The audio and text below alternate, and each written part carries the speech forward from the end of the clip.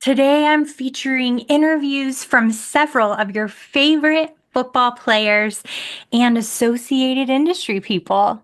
Stay tuned. Turn up your volume.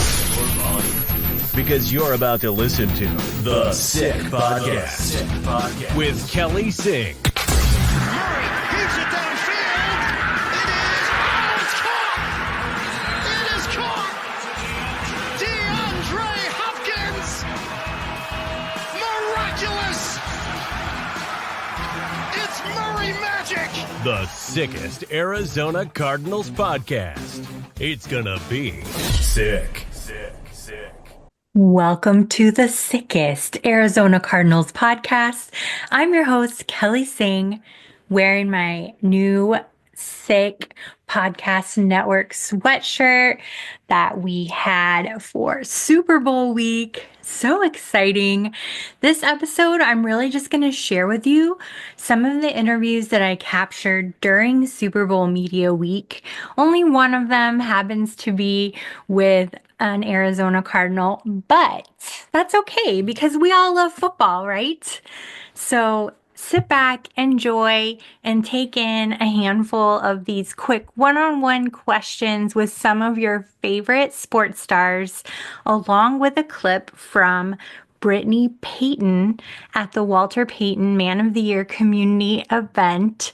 And I know you'll love her just as much as I did. I asked AJ Brown opening night of Super Bowl week if he had any advice for someone who felt like they were losing hope. He spends a lot of time discussing his own mental health, so I thought this would be a great way for him to connect with the people. And here's what he had to say. Reach out to someone. Don't be afraid to talk to somebody. Don't be afraid to seek help, because somebody was there for me and, ultimately saved my life. So keep going, keep going. I'm pretty sure you have people who love you and care about you. So don't be so hard on yourself. Take it one day at a time. You get to choose your feelings. However, whatever mood you want to be in, you get to choose it. If you want to be happy, you can be happy. If you want to be sad, you be sad. But you can choose it and you can change it just like that. It's just a choice. I asked Saquon Barkley about his fiancée Anna. He had just gotten engaged. Yes, I know, it has nothing to do with the Super Bowl, and that's okay. But I wanted to know, what is it about Anna that has made him the man he is today? Because he's mentioned that more than once. Congratulations on your engagement. You said that Anna has made you the person you are today. How are some of the ways she's changed your life? Just one, the fact of how great of a mother she is, from taking care of our children and raising our children. I think if any of you guys got to meet my kids, you will see directly how great of a mother she is. We get that compliment all the time. And just holding it down, have my back through the ups and downs, through the highs and lows. That's what you need in the partner, and she's been amazing. Thank you. If you haven't caught on by now, I like to ask questions that just dig a little bit deeper. And last year, I asked Travis Kelce, not about Taylor. Everyone last year was asking about Taylor, and I asked about the podcast instead. And that question ended up going viral because the Swifties were so happy that somebody wasn't asking him about Taylor. They did have some follow-up questions though, and I didn't have another opportunity to get in front of Travis. However, this year, one of my readers, listeners, followers noticed I was at Super Bowl week again and asked if I would talk to him about the cats. Now, this is not something that I intended to do to go viral or anything like that. I honestly thought it was just going to be between me and this woman on Twitter, and turned out everybody in the world wanted to know about the cats. It ended up on television, Entertainment Tonight, Amazon Prime Sports. It was everywhere. If you didn't see it, here it is now. Travis, fans want to know, who's your biggest supporter? Olivia, Meredith, or Benjamin? Probably Benjamin. Benjamin, why? I don't know. It's kind of the one I see the most, I guess. Okay. This was one of my favorites. It's quick, I know, but we were at an outdoor event, a community event with lots of children around, but I was able to grab quickly Trey McBride to ask him how it feels to be nominated as the Cardinals' Walter Payton Man of the Year. Could you please tell me what it's like to be nominated for Arizona's Man of the Year? It's great. Yeah, it's awesome just to be out here for New Orleans. It's super fun. It's a huge honor, one of the biggest of my career. So just to be nominated is so cool. We're really proud of you. Thank you so much. Brittany Payton is the daughter of the legendary Walter Payton, and she said a few things in her speech that made me think of my own dad.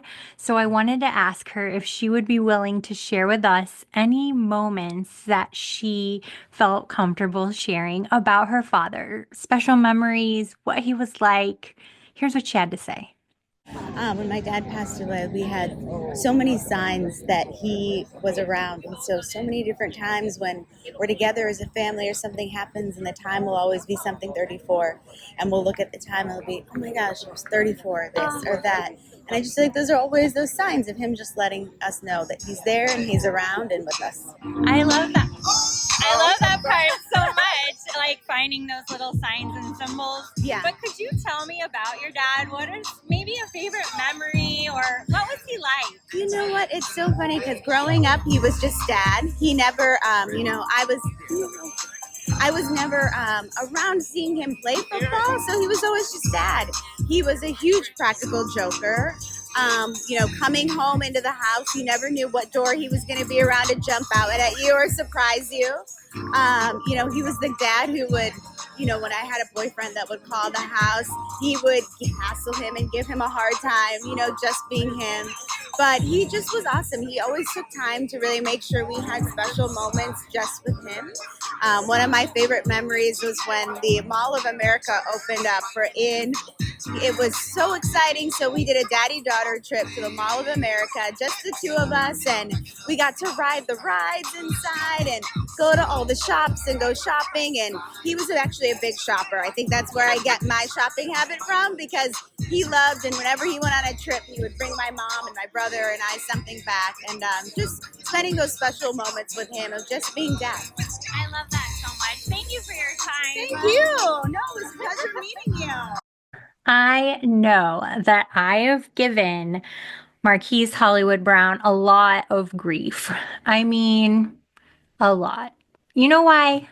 Because this household is split. There's Ravens in this home and Bird Gang in this home, and Hollywood Brown happened to be on both of those teams and happened to miss some really crucial catches.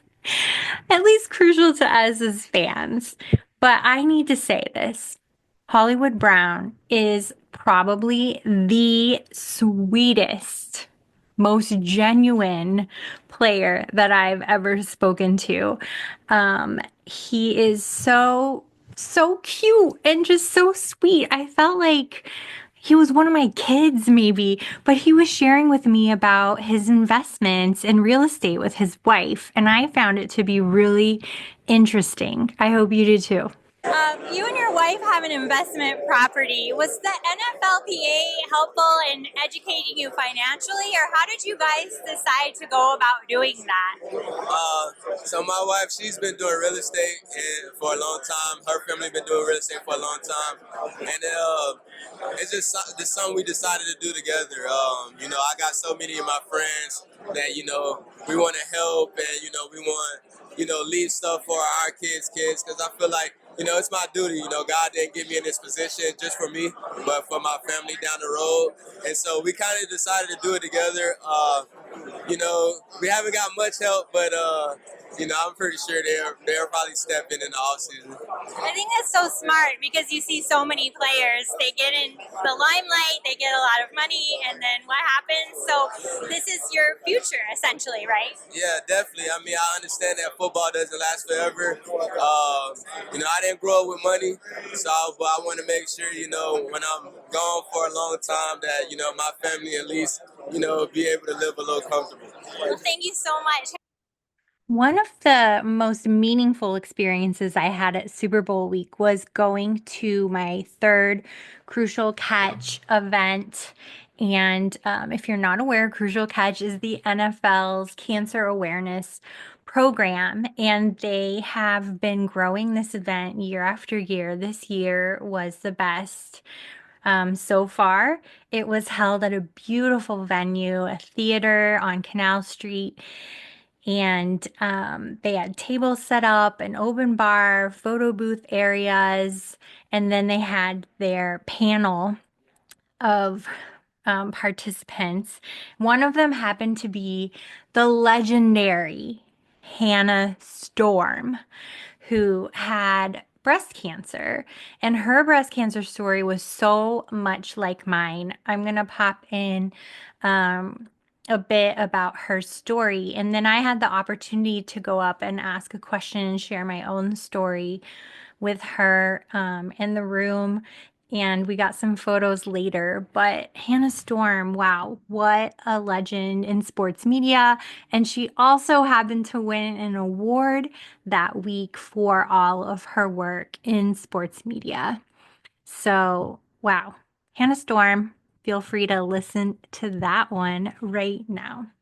So this Super Bowl is full circle. So I actually found out last January, and I had a mammogram, and because I have dense breast tissue, which over half of the women in the United States do, I had a follow-up ultrasound, and they said, we think we see something, it's probably nothing, but let's get a biopsy. And I'm like, well, okay, I'm not going to go with the probably nothing part. I'm going to go ahead and get the biopsy.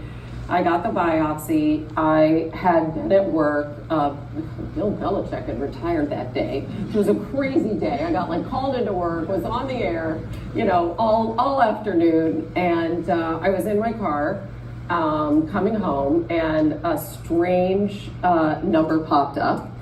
And I was like, okay, well, I better answer this.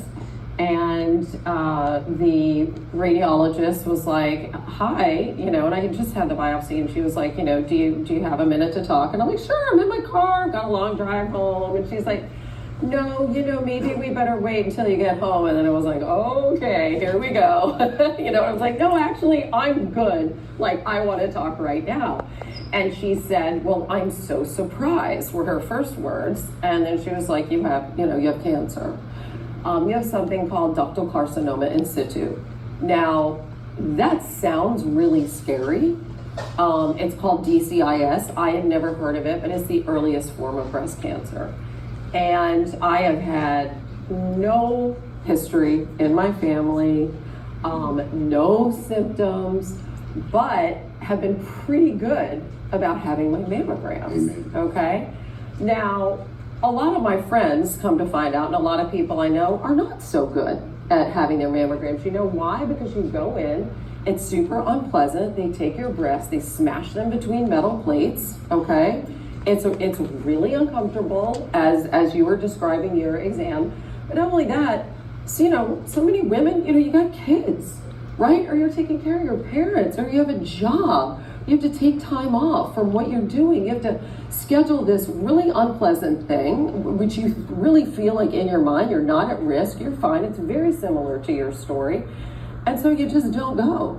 But, come to talk to a lot of men in my profession, and I'm like, you know what? You need to be an advocate for the loved ones in your family, for the women in your family. Make sure that, be their partner. Make sure they are getting their screening. If you have to drive them there, drive them there. If you have to watch the kids, do that. Maybe make a dinner date afterwards. Do whatever you have to do to make sure that loved one in your life is getting their screening, because unlike the pancreatic cancer that you spoke about, or your daughter, what Brian and I both discovered was because of routine screening. That was it. Just making that appointment. So what I do with my business partner is she puts it on my calendar like a business meeting, right? And so luckily I did that, but I was absolutely shocked And because you figure, by the way, so I'm 62, so by that time, at age 4, I probably had like 22 clear mammograms and ultrasounds, and been tested every year, and absolutely nothing. I had done a cancer fundraiser about a month and a half before with Chris Evert. As you guys know, she's famous, very famous tennis player. She has the BRCA gene. She had a mastectomy. She's had multiple surgeries and so forth.